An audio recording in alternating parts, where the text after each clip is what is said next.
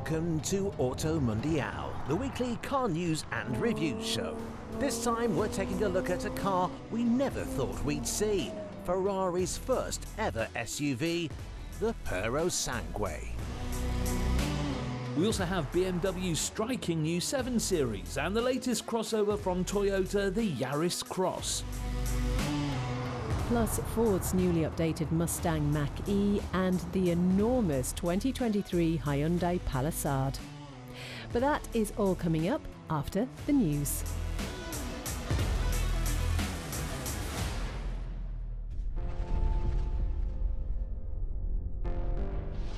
Chinese automotive corporation Geely has bought a share of Aston Martin. A car maker in its own right, Geely already owns Lotus and Volvo and now has a 7.6% stake in the historic luxury brand. Aston Martin recently reported pre-tax losses of £285 million for the first half of 2022, while also announcing its third new boss in as many years, with former Ferrari CEO Amado Felice taking charge. This Chinese investment then should go some way to securing Aston's future, at least in the short term, with Geely's EV know-how likely to find its way into upcoming electric Aston Martins.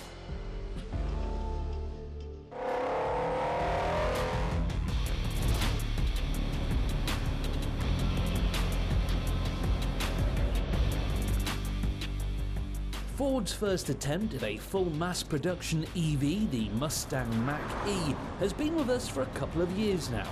In that time, it's fair to say that it hasn't always been an obvious choice for those looking at an electric SUV, but with 8 Mach-Es for every regular Mustang sold on this side of the pond, the Detroit giant knows that this is an important model here in Europe. For 2023 then, the Mach-E gets some updated tech to help keep it competitive against fierce competition from just about every manufacturer out there. As well as more standard kit, the Mach-E now comes with Ford's Intelligent Cruise Control 2.0, which uses onboard cameras and navigation systems to automatically adjust your speed to just about any road, taking corners and even roundabouts into consideration.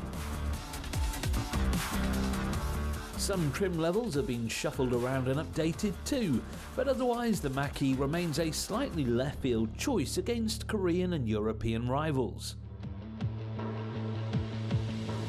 The Mach-E is available with a range of different motor and battery combinations. Entry-level cars are rear-wheel drive with 255 brake horsepower and 280 miles of range. The next one up is also driven by the rear wheels, but power rises to 282 brake horsepower with an impressive 370 mile range, while 0 to 62 mph is dealt with in just under 8 seconds. There's a range of 4x4 models too, the most potent of which being the 333 brake horsepower 4X, although its top speed remains limited to 111 miles per hour, the same as the rest of the range. The recent range boost update put the rear-wheel drive car's max range up to 293 miles, with the battery capacity boosted up to 91 kilowatt hours. If you prefer your pony cars with a V8 though, don't worry, the new Mustang sports car is on sale next year. The updated Mach-E though is available now from £50,000.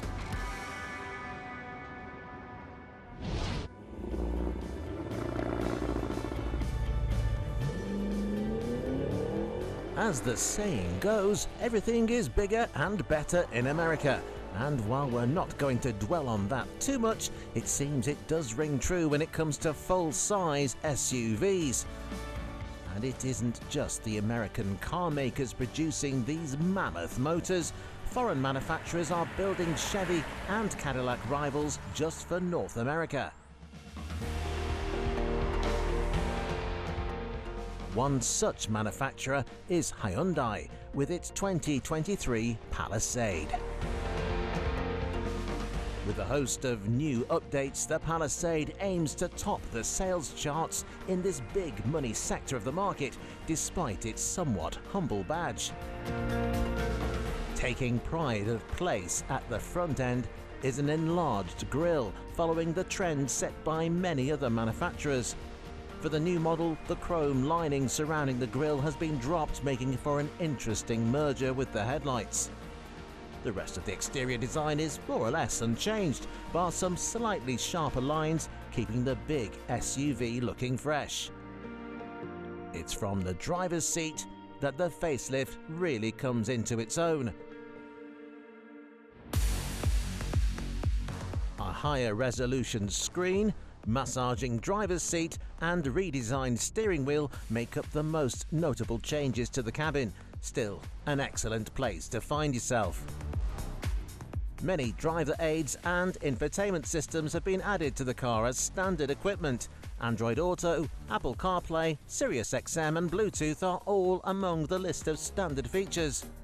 Additional driver aids have also joined the list of features included in the base price, with various collision avoidance and highway driving assists.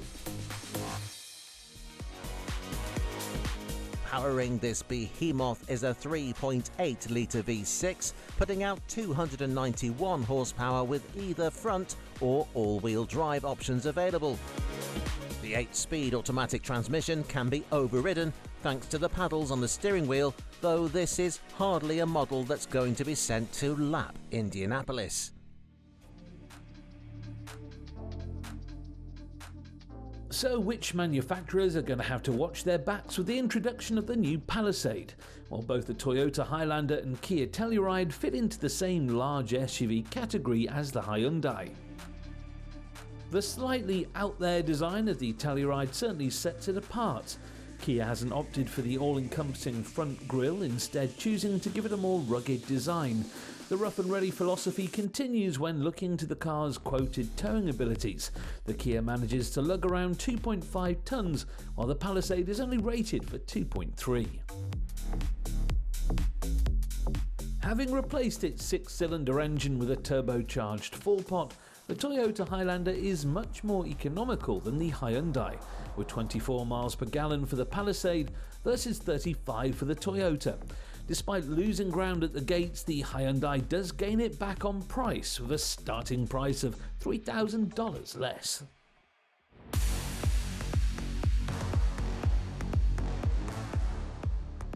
With a simply laid out interior and more interesting styling though, it's the Kia that appears like the more attractive offering of the three. Costing the same as the Hyundai but with marginally more storage space, we think it leads the way in the large family SUV market.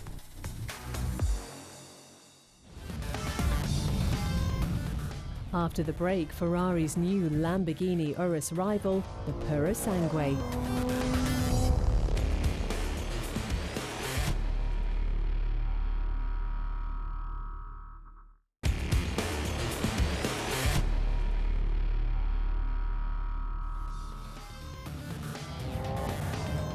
Still to come, Ferrari's built an SUV. First though,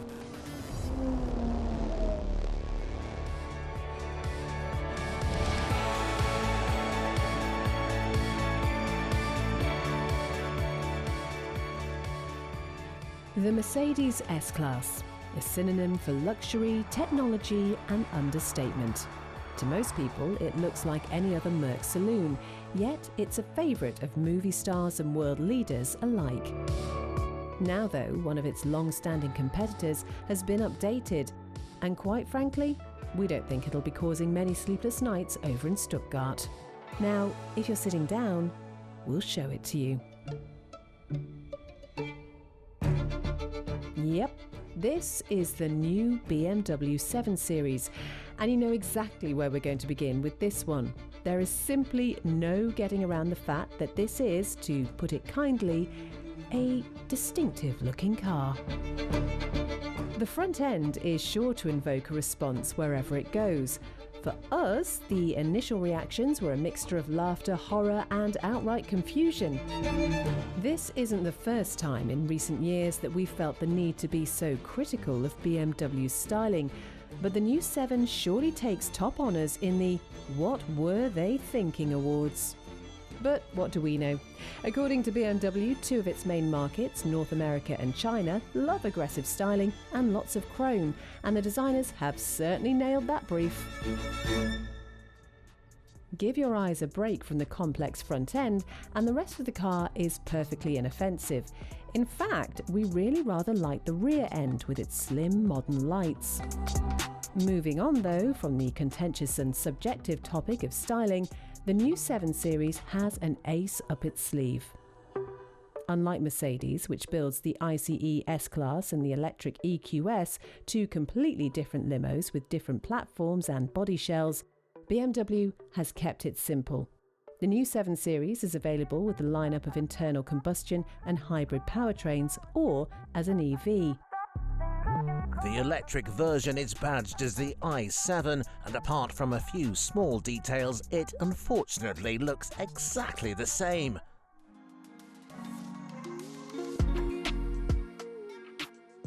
A range-topping M70 will join the lineup next year, but for now the i7 gets 2 electric motors producing a combined 536 bhp.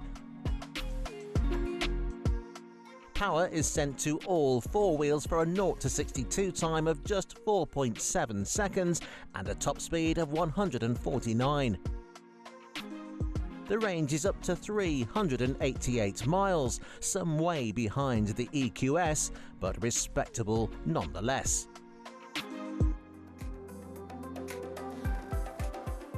In 2023, the i7 will be joined in the UK by a pair of straight-six plug-in hybrid models.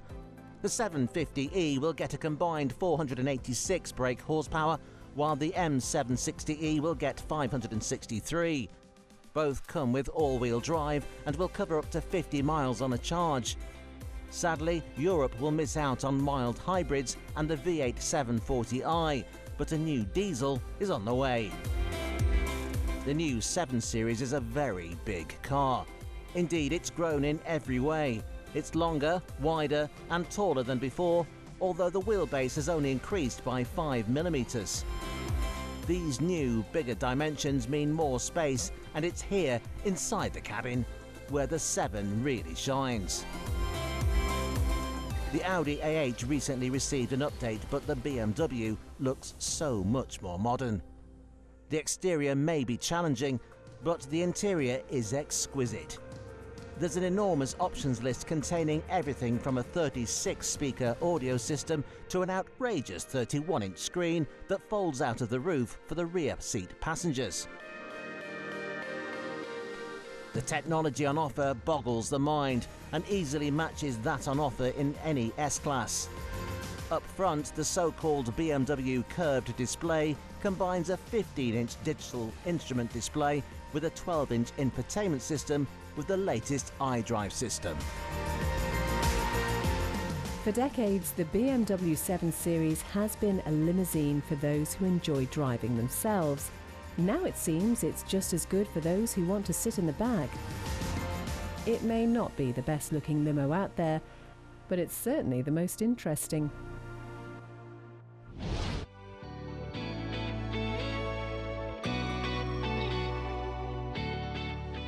Toyota is giving its lineup a thorough dose of electrification, with almost all models now available with some form of hybrid assistance. Even this, the little Yaris, is a full series hybrid, unusual for an affordable super mini. And it's proving to be a popular recipe. The Yaris is picking up awards and sales all over the place, so it was only a matter of time before Toyota cashed in with a crossover version.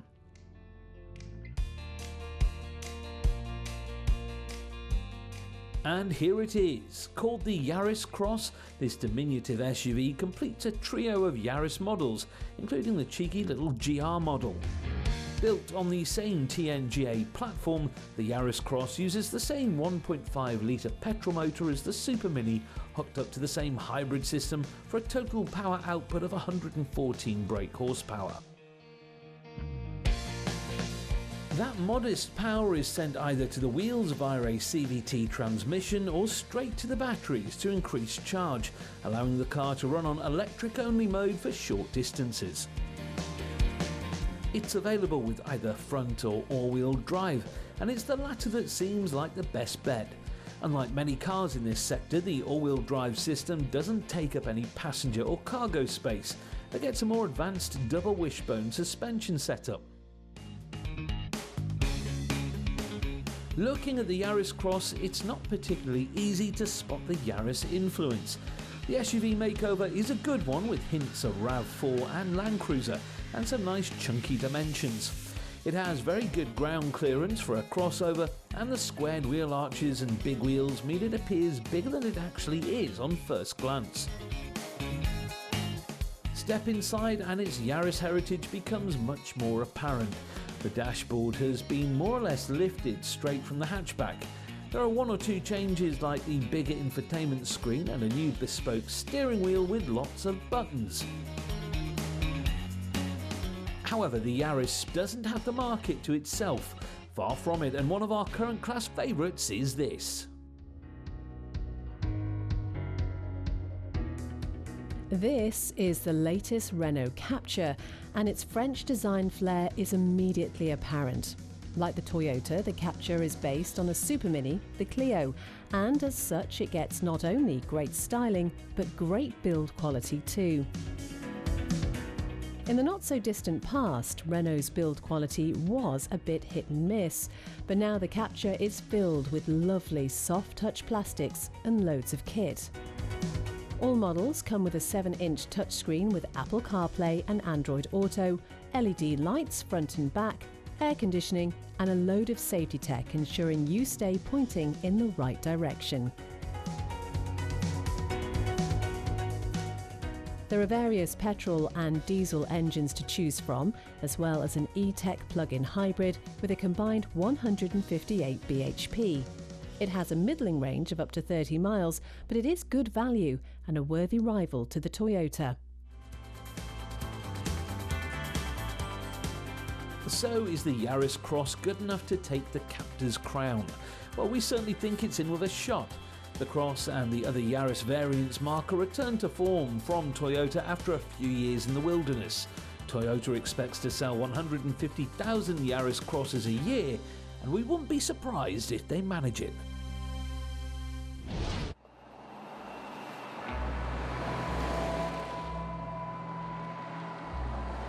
For decades now, performance car makers have been cashing in on the SUV trend. We first saw it with the Porsche's Cayenne, a car that would become instrumental to the brand's success, and we've seen the same from Lamborghini, Aston Martin, and even Lotus, among others. Now though, we bring you news of a car we didn't think would ever happen.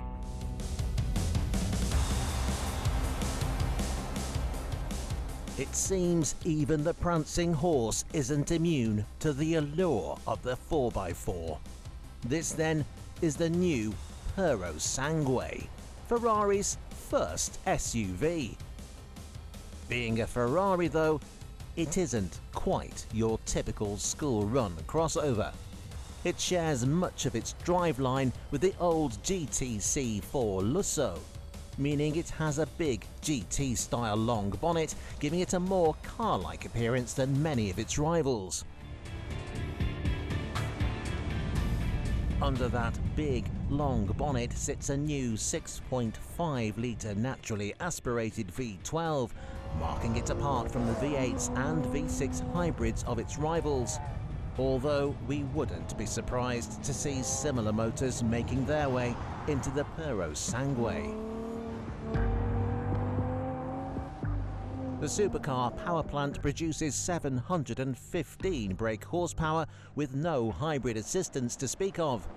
It's mounted all the way back on the engine bay for optimum weight distribution, feeding power through an 8-speed gearbox at the rear. Drive is sent mostly to the rear wheels only, with the front stepping in if needed, adding to the car's sports car characteristics. We'll let you make up your own minds on the styling, but it's fair to say it's a clear step away from a DBX or Urus. It's also a step away in price. In fact, it will be almost double the price of its Lamborghini rival when it goes on sale in the UK at around £350,000.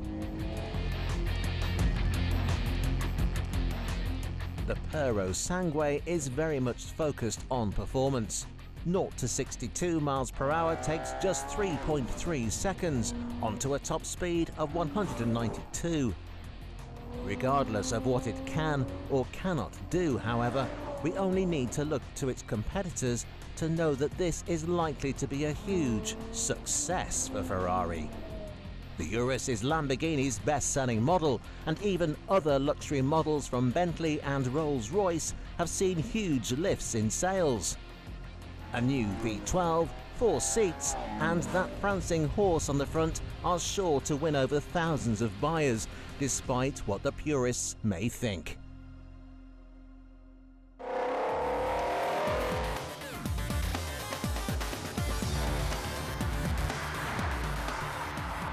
Join us again next week on Auto Mundial as we investigate BMW's latest EV, the new iX1.